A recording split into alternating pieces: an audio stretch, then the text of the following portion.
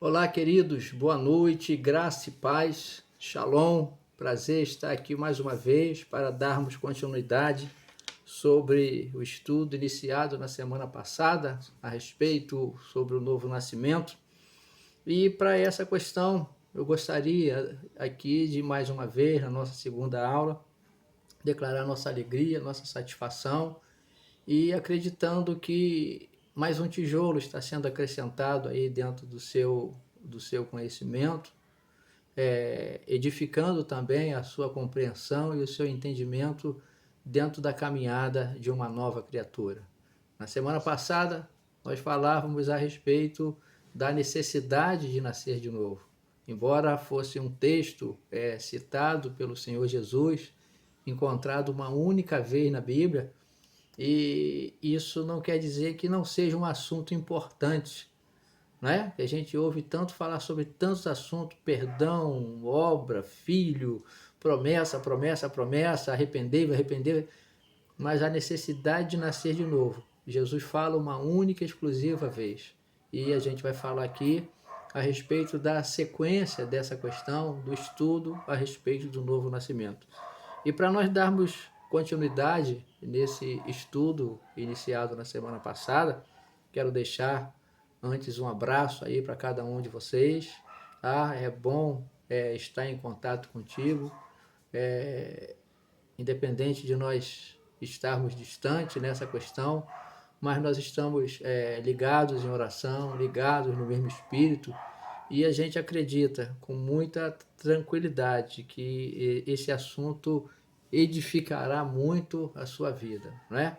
E para isso eu peço a você que esteja abrindo a sua Bíblia no livro de Atos, que é um livro histórico, não é um livro doutrinário. É um livro para que nós saibamos os eventos, os acontecimentos a partir de Jerusalém, a partir do momento que o Senhor Jesus coloca-se à direita de Deus, e agora a igreja vai ser direcionada através dos atos do Espírito Santo sobre a igreja. E aqui no capítulo 3 de Atos, dentro de um discurso de Pedro, depois de ter operado a cura em um homem coxo, né? Um homem que andava com dificuldade, um homem que o fazia na condição de ser ajudado por alguém. Aqui no capítulo 3, versículo de número 17, Deus ele chama a atenção, através aqui do apóstolo Pedro, a respeito do discurso que ele faz, quando esse coxo apega-se a Pedro, apega-se também a João, e eles entram no pórtico, chamado Pórtico de Salomão. E aí Pedro dirige uma palavra para o povo, dirige uma pregação, uma palavra para esse povo. E aqui no versículo 17, Pedro fala assim: e agora, irmãos, eu sei que o fizestes por ignorância, como também as vossas autoridades. Mas Deus assim cumpriu o que dantes anunciara por boca de todos os profetas, que o seu Cristo havia de padecer. Arrependei-vos, pois, e convertei-vos, para que sejam cancelados os vossos pecados, a fim de que, da presença do Senhor, venham tempo de refrigério, e que envie ele, o Cristo, que já foi designado Jesus, o qual é necessário que o céu receba até os tempos da restauração de todas as coisas, de que Deus falou por boca dos seus santos profetas desde a antiguidade. Embora nós tenhamos lido aqui um texto extenso para aquilo que nós propomos falar, né? A gente quer ficar detido dentro do teu conhecimento que na primeira aula nós falamos a necessidade de nascer de novo. Por quê? Porque o nascido da carne é carne e o nascido do espírito é espírito. Ninguém nasce espiritual. Ninguém nasce com inclinação, com tendência para as coisas espirituais. Ninguém nasce com a intenção de conhecer e buscar a Deus. Esse desejo e essa vontade só pode acontecer no seu coração e no meu quando Jesus Cristo, que é o princípio de todo caminho, ele é o início, ele é o meio, ele é o fim. Ele é o caminho, ele é a verdade, ele é a vida. Nós só podemos chegar até o Pai através do Senhor Jesus. Então, o nascer de novo envolve perdermos a natureza condicionada ao pecado. Eu falava essa semana com uma sobrinha a respeito de predestinação, livre-arbítrio, não é? Que é um segmento, que é uma corrente teológica, que a gente não está comprometido com esse ensino, mas é uma questão que a gente só está predestinado após termos nascido de novo. Nós só estamos predestinados após Jesus Cristo ter vindo habitar o nosso coração através da palavra dele, através do Espírito dele. Por quê? Porque a Bíblia diz que os ímpios desviam-se, os ímpios, desde a barriga e já nascem proferindo mentira. Então observe bem, nós nascemos não salvos, nós nascemos não novas criaturas, nós nascemos não na condição de justas. Ao contrário, nós nascemos com inclinação e com tendência para o pecado. Por isso Jesus instrui Nicodemos a respeito desse ensino. É necessário nascer de novo, Nicodemos. Por quê? Porque quem não nascer de novo não vê, quem não nascer de novo não entra. Porque o reino de Deus não é comida, não é bebida, mas é paz, alegria e justiça no Espírito. Então, nós precisamos perder a natureza, a tendência natural e carnal, a inclinação para as coisas naturais, tá? E termos uma natureza de Cristo impressa dentro da gente, colocada dentro da gente. De que maneira? Através da palavra que a gente crê. O espiritual crê, o incrédulo precisa de sinais. Por que que ele é incrédulo? Primeiro porque ele ignora que há uma justiça, há um pecado e há um juízo para ele. E é por essa razão que a gente prega o Evangelho, para que as pessoas se arrependam, nasçam de novo e recebam Jesus. Então esse texto aqui de Atos, capítulo de número 3, versículo 17, no versículo 19, Pedro fala o seguinte: arrependei-vos, pois. Arrependimento é o primeiro sentimento que eu tenho.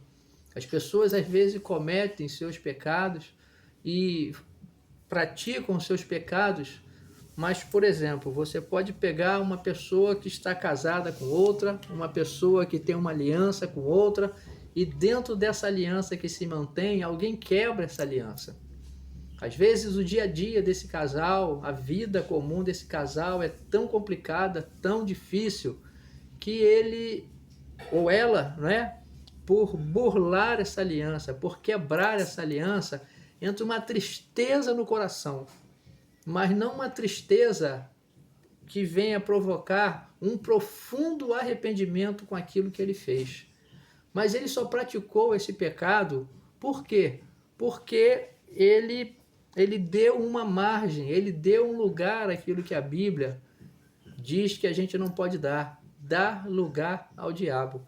Então, quando a gente comete um pecado, a tendência que, enquanto crente, que quando comete o pecado e quando faz é acidentalmente, mas é um acidente, tipo tragédia, um profundo sentimento de arrependimento e não remorso toma conta da gente. Porque a gente sabe que feriu uma aliança com Deus, e quando a gente fere uma aliança com Deus, a coisa mais fácil é ferir e quebrar uma aliança com um homem ou com uma mulher. Então, quando Pedro fala aqui, arrependei-vos e convertei-vos, é um arrependimento que vem a gerar uma profunda dor, um profundo sentimento de indignação, não com aquilo que eu fiz, mas com aquilo que eu sou. Se eu peco, é porque eu sou pecador. E a obra que Jesus veio fazer em mim foi tirar a natureza de pecador. Quando? Quando eu atendo a essa voz, eu atendo a essa fala de nascer de novo. Uma vez que eu nasço de novo, eu morro para aquele antigo Nilson, para aquele João. E eu ganho uma identidade agora de Cristo dentro de mim. O João está aqui por uma questão de uma embalagem terrena. Essa embalagem terrena eu vou cumprir alguns papéis enquanto crente, enquanto igreja, enquanto marido, enquanto mulher, mas eu sou um homem agora não mais guiado, dirigido, impulsionado pela carne, mas impulsionado e dirigido pelo Espírito que em mim habita, através da palavra que em mim habita. Habitando palavra em mim, habita Espírito em mim. Habitando palavra em mim, habita Cristo em mim. Eu sou o que a palavra diz que eu sou. Se a palavra diz que ele habita em mim através da palavra em mim implantada, enquanto velha criatura, eu não tinha palavra. Enquanto nova criatura em mim, eu sendo nova criatura, habita em mim palavra. Enquanto velha criatura, habita em mim pecado. Enquanto nova criatura, habita em mim santidade. Esse é um processo. Eu não estou pronto. Eu não estou acabado. Eu estou em processo de ser transformado através da palavra em mim a cada dia, a cada dia, a cada dia. Eu me distancio do homem antigo e me aproximo do homem novo em Cristo. Então, quando Pedro fala assim, arrependei-vos, pois arrependimento é consciência de que eu pequei, é consciência de que eu vivi no pecado, é consciência de que eu vivi na prática do pecado. É matando? Nem sempre. É roubando? Nem sempre. É adulterando? Nem sempre. É cometendo as agressões contra a sociedade? Nem sempre. Sendo incrédulo. É o pior pecado que pode existir. O pecado contra o pecado contra as coisas que Deus diz que é a obra dele. E a obra de Deus é convencer o homem através do Espírito. Quando eu falo que eu não creio, esse é um pecado que eu cometo, que é um pecado difícil, porque aquele que crê, ele será salvo. E aquele que não crê, a Bíblia já diz, aonde está, não aonde estará. Ele diz, não será condenado, já está condenado. Então, incredulidade é resistência. E um homem que resiste a Deus, ele tem dificuldade. A Bíblia diz que a condição para que eu venha enfrentar o diabo, não enfrentar, resistir ao diabo, eu tenho que temer a Deus. Temer a Deus, resistir ao diabo, e o diabo fugirá de vós. Não é resistir a Deus. Resista a Deus, confie em Deus e Deus lhe... Não é assim o texto. Temei a Deus, resistir ao diabo, o diabo fugirá de vós. Embora pareça que não tenha relação com arrependei-vos e convertei-vos, é que a Bíblia ela é muito ampla e tem vários destinos. Falando sobre a nova criatura tem um coração novo. Foi tirado o coração dela de pedra e foi colocado nela um coração de carne. Foi tirado dela o coração da razão, sabe? E foi colocado nela um coração que caminha, que pulsa segundo a vontade de Deus. Esse homem de Deus, essa mulher de Deus, ele vota, escolhe seus candidatos, tem suas preferências, tem as suas posições políticas, filosóficas, mas ele não tem posições diferentes na sua relação com Deus. Deus é seu pai e ele é seu filho. E Pedro, trazendo ali para um grupo de muito conhecimento da lei de Moisés, Pedro fala assim, arrependei-vos, pois, e convertei-vos. É só você avaliar. Você que diz que se arrependeu, você mudou o seu caminho em uma direção oposta ao caminho que você andava? A conversão, querido, ela acontece quando você e todos veem você caminhando num sentido, numa posição oposta. De repente você era muito inflamado por uma posição política, hoje pouca diferença faz. Porque você tem uma outra pátria, você tem um outro governo, você tem um outro rei, você tem uma outra nação. Aqui na terra você dá bons testemunhos e bons exemplos. Você cumpre o seu direito, você cumpre o teu papel como eleitor, como cidadão, sabe? Perfeitamente. Mas você está sob uma nova direção. O novo nascimento envolve nascer um novo homem e uma nova mulher, sob uma nova direção, sob um novo governo. Mas se eu e você, querido, nós podemos ter um número e um acúmulo muito grande de palavra em nós, igual uma esponja. Mas se apertar essa esponja, você percebe que ela fica levezinha, levezinha, sem água nenhuma. Mas se apertar a mim e a você, o que fica e o que sobra de crente? O que fica e o que sobra de uma nova criatura? Então, O novo nascimento envolve em uma pessoa que já passou por esse estágio. O primeiro é o arrependimento. Ele arrependeu de tudo aquilo que foram as suas práticas do passado, mesmo que não tenha roubado ninguém, matado ninguém, fumado, bebido, isso tudo aí são consequências do pecado. É consequência de alguém que ainda está afastado de Deus.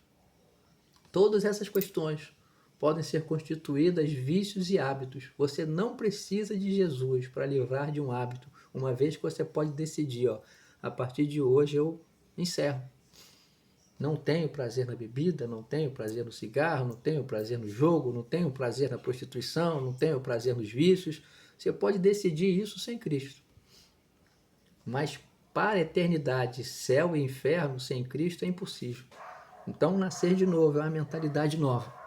E Pedro vai falando aqui, arrependei-vos e convertei-vos. Conversão está associada a uma palavra de procedência grega chamada metanoia, mudança de mente. Quando você muda a sua mente, você muda o teu comportamento. Imagina você e você percebe que o seu pastor, sua pastora, ou o homem que aqui vos fala, tem um comportamento diferente daquilo que ele fala. Você vai continuar acreditando, dando ouvido àquilo que eu falo? Certamente não. Então você vai mudar o sentido que você dava. Você vai mudar o crédito que você dava para mim e vai direcionar para outro lugar. Não digo que conversão seja isso, mas conversão é uma posição oposta para o caminho que eu estou andando. Quando eu ando na vida, quando eu ando no trilho, na estrada do pecado, e eu recebo a conversão, é igual o texto de Paulo, quando teve um encontro com Jesus à sua frente. A toda semana, Jesus tem encontrado homens e mulheres à sua frente, falando a respeito do amor dele, falando a respeito do perdão dele, falando a respeito das coisas que ele pode fazer por esse homem. A coisa principal que Deus quer na vida de um homem é que esse homem entregue o seu coração para ele. O novo nascimento envolve isso. É alguém que entrega a sua vida para Jesus. E é Jesus que vai fazer todas as mudanças no âmbito familiar, no âmbito profissional, no âmbito social. É Jesus que vai fazer essa mudança. Jesus não embiruta ninguém, Jesus não endoida ninguém, Jesus não piora ninguém. É que a gente tem medo de ficar limitado. Não acontece nada disso. Você muda o seu destino, destinado para lá para baixo. Você passa a ser destinado lá para cima. Lá para cima, somente com a vida de Cristo. Lá para baixo, não precisa nem fazer força. É só nascer e deixando a vida levar. Que o destino, que o ponto final é lá embaixo. E é por isso que Pedro fala, arrependei-vos, pois, e convertei-vos. Para quê? Para serem cancelados os vossos pecados. Não é como uma linha de crédito que você tem. Cancelou o pecado, não tem mais pecado? Vamos abrir mais uma linha para cometer mais pecado? Encontra isso na Bíblia. Jesus falou, vá e não peques mais. Vá e não peques mais. Por que não pode pecar mais? Se você pecar mais, você vai continuar tendo uma natureza de homem e mulher pecadora. E a obra maior que Jesus veio fazer, além da salvação, foi tirar a inclinação para o pecado que o homem nasceu com ela dentro de si. A gente vai continuar na próxima semana desse texto para frente, tá? Capítulo de número 3 do livro de Atos, e tem coisa para a gente fazer aqui, que fala em refrigério, pecados cancelados e presença do Senhor. Creio, espero que você tenha recebido mais essa porção da palavra de Deus no seu coração e que você seja tremendamente edificado, que você tenha uma ótima semana, que a cada dia as taxas e os níveis de notícias que nós temos, que não têm sido das melhores em função dessa pandemia, que dia a dia ela vai diminuindo e a nossa vida volte ao normal. Tá? Quem fala aqui é o apóstolo Nilson Fernandes, Ministério Apostólico Hebron, nossa segunda aula para a Igreja da Nova Aliança aí em Niterói. Um abraço aos pastores Márcio, pastora Rosane, parabéns pelo dia de ontem e parabéns a vocês aí que fazem parte desse ministério, desta casa, dessa família. Tá bom? Fiquem com Deus e até lá. Shalom. Ó o coral.